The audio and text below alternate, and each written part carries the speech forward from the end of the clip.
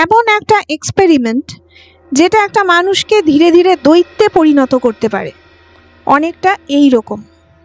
ছবিটা দেখেই বুঝতে পারছো যে এটা কোনো সাধারণ সুস্থ মানুষের ছবি নয়। এতক্ষণে তোমরা নিশ্চয়ই বুঝে গেছো যে আমি রাশিয়ান স্লিপিং এক্সপেরিমেন্টের কথা বলছি, কিন্তু আমি আজ এই ভিডিওতে শুধু রাশিয়ান স্লিপিং এক্সপেরিমেন্টের ঠিক কি কি হয়েছিল সেটাই বলবো না, তার সাথে এমন একটা ইনফরমেশন তোমাদের দেব যেটা আজও অজানা।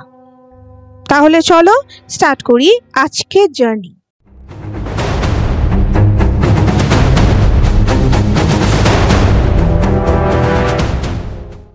1940 সালের শেষের দিকে রাশিয়ানরা এমন একটা কিছুর আবিষ্কার করতে চাইছিল যাতে রাশিয়ান সৈন্যরা ঘন্টার পর ঘন্টা না ঘুমিয়ে যুদ্ধ করতে পারবে অক্লান্তভাবে।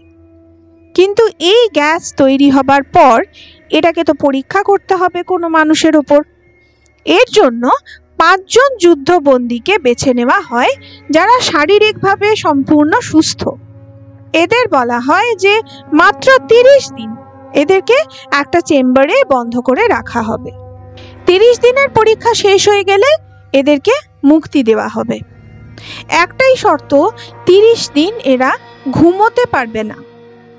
ব্যাপারটা শুনতে যতটা সোজা লাগছিল, আসলে এর ফলাফলটা ছিল ততটাই ভয়ঙ্কর। যাই হোক, এক্সপেরিমেন্টটা শুরু হয়। এই ঘরে ছিল অনেক বই, ম্যাগাজিনস, কিছু মাইক্রোফোনস আর বেশ কিছু খাবার। একটা কমন বাথরুম ছিল, আর ছিল গোল আকৃতির ওয়ান সাইডেড মিরর, মানে রুমের ভেতর থেকে বাইরে কিছু দেখা যাবে না, কিন্তু বাইরে থেকে বৈজ্ঞানিকরা রুমের ভেতরে কি কি হচ্ছে সব দেখতে পারবে। যেটা এই ঘরে ছিল না সেটা হলো কোনো বিছানা বা বালিশ। পরীক্ষার প্রথম 3 দিন সবকিছু খুব নর্মাল ছিল, অর্থাৎ না ঘুমালেও এক্সপেরিমেন্টাল সাবজেক্টসদের ব্যবহার ছিল খুব স্বাভাবিক। কিন্তু চতুর্থ দিন থেকে পরিস্থিতি একটু অন্যরকম হতে শুরু করে। এই দিন এরা নিজেদের মধ্যে নিজেদের জীবনের সবচেয়ে ডার্ক স্টোরি বা যুদ্ধের অন্ধকার অতীতগুলো নিয়ে আলোচনা করতে শুরু করে। এই ব্যাপারটা বৈজ্ঞানিকরা একদম ইগনোর করে যায়। কিন্তু 5th ডে থেকে এরা একে অপরের সাথে সমস্ত রকম ইন্টারঅ্যাকশন বন্ধ করে দেয়। এরা নিজেরাই ফিস করে নিজেদের সাথে কথা বলতে শুরু করে। একজন তো মাইক্রোফোনে সারা দিন ধরে ফিস করতে থাকে। এই সময় বৈজ্ঞানিকরা ভাবে যে না ঘুমিয়ে এতদিন থাকার জন্য তাদের ব্যবহারে এই রকম চেঞ্জ আসছে। 5 দিনের পর থেকে অবস্থা আরো খারাপ হয়ে যায়। ধীরে ধীরে এক্সপেরিমেন্টাল সাবজেক্টসরা হ্যালুসিনেট করতে শুরু করে। এরপর 9th ডেতে সিচুয়েশন এতটাই খারাপ হয়ে যায় যে বৈজ্ঞানিকরাও এবার একটু হলেও ভয় পায়। একজন এক্সপেরিমেন্টাল সাবজেক্ট গলা ফাটিয়ে চিৎকার করতে থাকে, আর সে আধ ঘন্টা বা 1 ঘন্টা নয়, টানা 3 ঘন্টা এভাবে চিৎকার করতে থাকে। ফাইনালি তার ভোকাল কর্ড ছিঁড়ে গেলে সে বাধ্য হয় চুপ করতে। এই দিনের ঘটনার সবচেয়ে অদ্ভুত বা ক্রিপি ব্যাপারটা কি জানো তো? ওই ঘরে ওই সাবজেক্ট ছাড়া বাকি যে 4 জন সাবজেক্ট ছিল তাদের এই চিৎকারে কোনো রেসপন্সই ছিল না। মানে তাদের দেখে মনে হচ্ছিল যে তারা কিছু জানেই না। এরপর ঘরে যে ওয়ান সাইডেড মিররটা ছিল, এক্সপেরিমেন্টাল সাবজেক্টসরা এই মিররটাকে ঘরে থাকা বইয়ের পাতা আর তাদের এক্সক্রিট দিয়ে পুরোপুরি ঢেকে দেয়, যাতে ভেতর থেকে আর কিছু দেখাই না যায়। এরপর প্রায় 3 দিন এই ঘর থেকে একটা ছোট আওয়াজ পাওয়াও সম্পূর্ণভাবে বন্ধ হয়ে যায়। কিন্তু তখনও অক্সিজেন কনজাম্পশন হচ্ছিল, তাই বৈজ্ঞানিকরা নিশ্চিত হয় যে সাবজেক্টসরা বেঁচে আছে। এরপর ধীরে ধীরে আসে ডে 14। এতদিন ধরে এই ঘর থেকে কোনো আওয়াজ শোনাই যায়নি, শুধু জানা গেছে যে এরা বেঁচে আছে। কিন্তু এভাবে বৈজ্ঞানিকরা ঠিক বুঝতে পারছিল না যে তাদের আবিষ্কার করা গ্যাসটা কতটা কাজ করছে বা আদৌ কাজ করছে কিনা।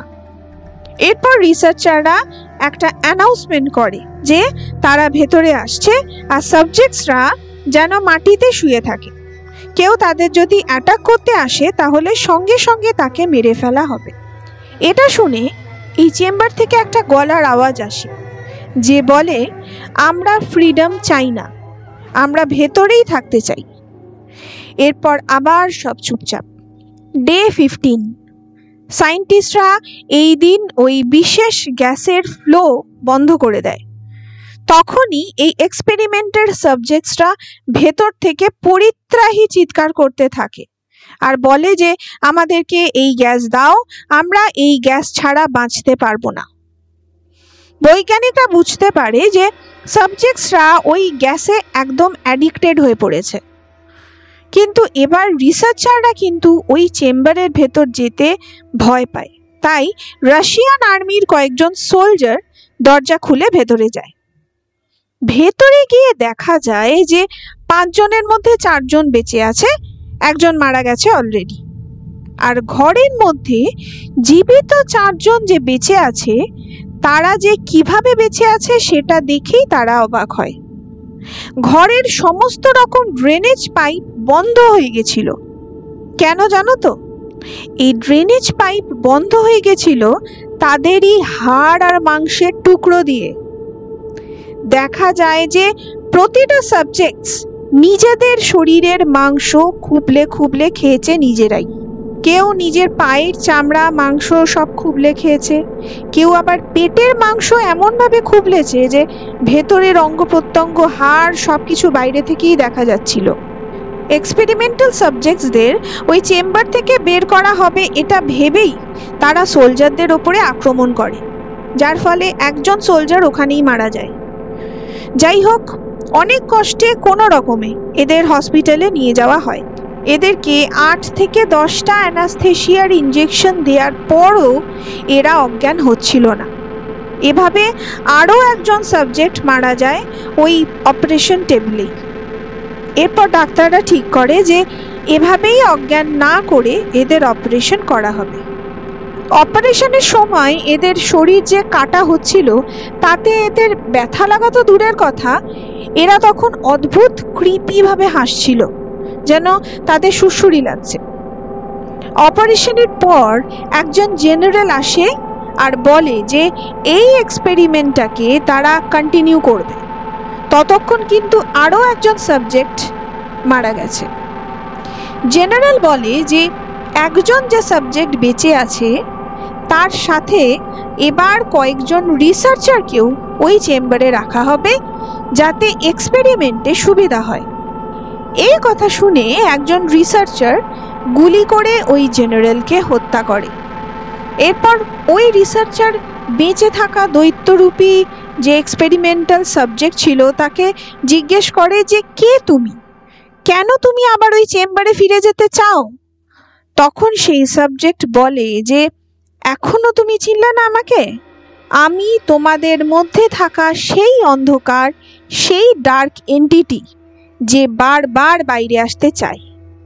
এরকম একটা ভয়ঙ্কর উত্তর শুনে রিসার্চার সে খুব ভয় পেয়ে যায় আর সেই এক্সপেরিমেন্টাল সাবজেক্টকেও গুলি করে হত্যা করে এবং শেষে নিজেকেও শেষ করে।